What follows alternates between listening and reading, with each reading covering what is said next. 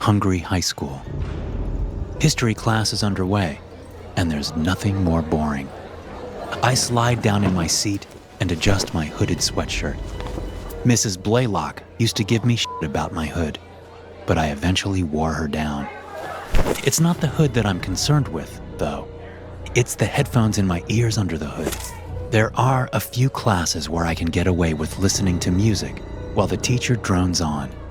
It takes persistence to make it so the teachers don't even try, but I'm stubborn and I like to get my way. I zone out while Mrs. Blaylock goes over World War II. Class is about halfway over when all the students suddenly perk up and look toward the PA speaker in the corner of the room. I reach up and take one of my headphones out, hearing the familiar instructions of another lockdown drill. It's about time for one, I think. We do one every month. I slip the headphone back into my ear. I don't need to hear the instructions. I already know what we're supposed to do. I lean forward and get ready to head to the other side of the room with the rest of the students. A fast-paced punk rock song plays in my ears. Everyone stays seated for another minute or so, and I assume there must be some other announcements or instructions for this drill. I debate taking my headphones out to hear them, but it's probably too late now anyway. I'll just follow the lead of the other students. Mrs. Blaylock is standing in the front of the room, looking like she's asleep with her eyes open. I know the feeling. The students all stand up at the same time, a synchronized movement that gives me chills. I stand up too, shrugging it off as a coincidence. I take a couple of steps forward to head to the wall, but none of the other students are moving.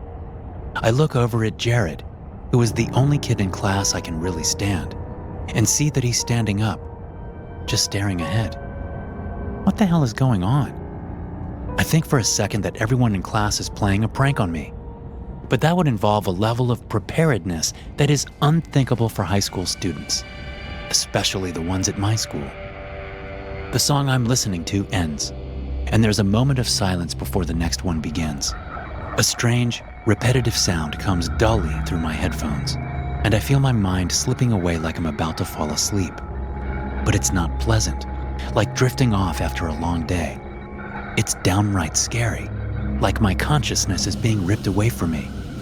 The next song starts, and I snap out of it, coming back to my body. What in the actual I look up at the PA. There's nowhere else that sound could come from. I pull out my phone and open Spotify.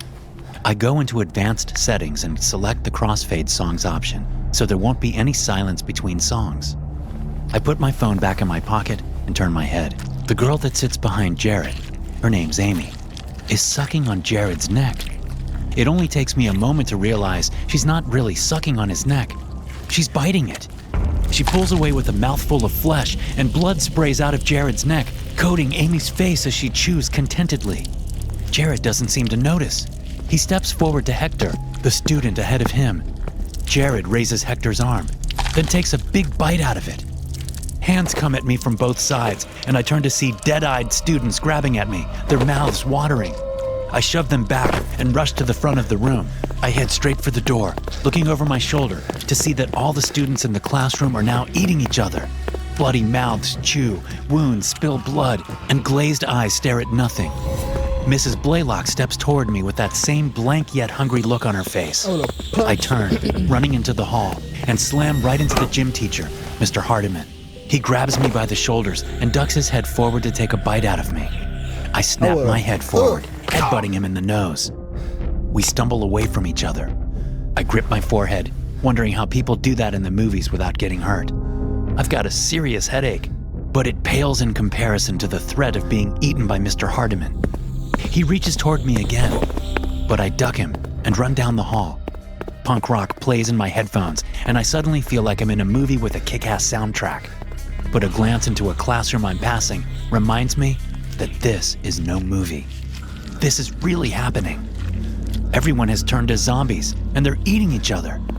I keep running, heading to the front office.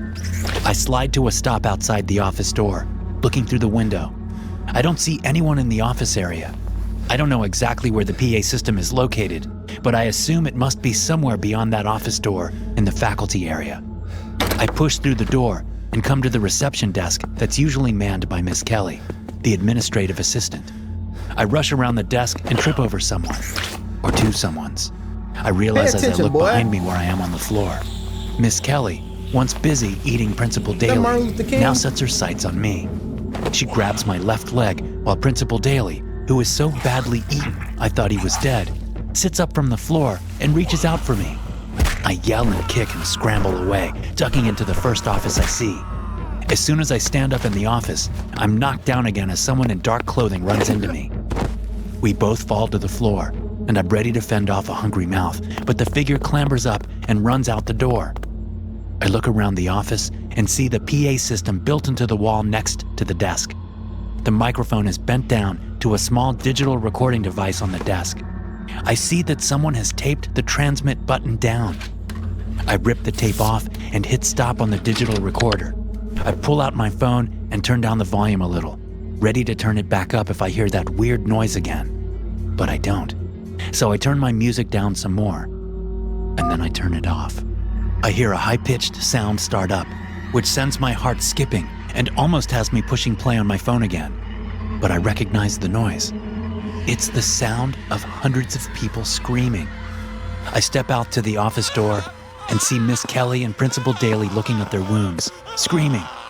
Principal Daly passes out as I stand there, unsure what to do.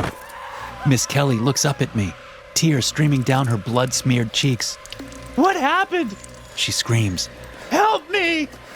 All across the school, students and teachers are pouring out of the classrooms, bloody and missing pieces, screaming in confusion. I can hear them. I step back into the office where the PA is and shut the door for a little quiet. I call 911 and tell them there's been a terrible incident during a lockdown drill. I tell them to send all the medical personnel they can. The lady asks me how many people are injured. "All of them," I say. Once the call is done, I lean over, depress the transmit button on the PA, and tell everyone that help is on the way. I can still hear the screaming. I look down at my phone again, debating. Making a decision, I turn my music back on, crank the volume, and go looking for a first aid kit, thankful that I can no longer hear the screaming. I don't know who it was that set this whole thing up. I don't know how it's even possible, but I do know one thing. I'm never going anywhere without my headphones ever again. Excuse me. Bro, I'm not gonna lie. We gotta subscribe to this dude, bro. This dude got some captivating animated stories, bro. We got to subscribe to this dude. Gotta drop a like. Y'all make sure y'all do the same thing for my videos, man.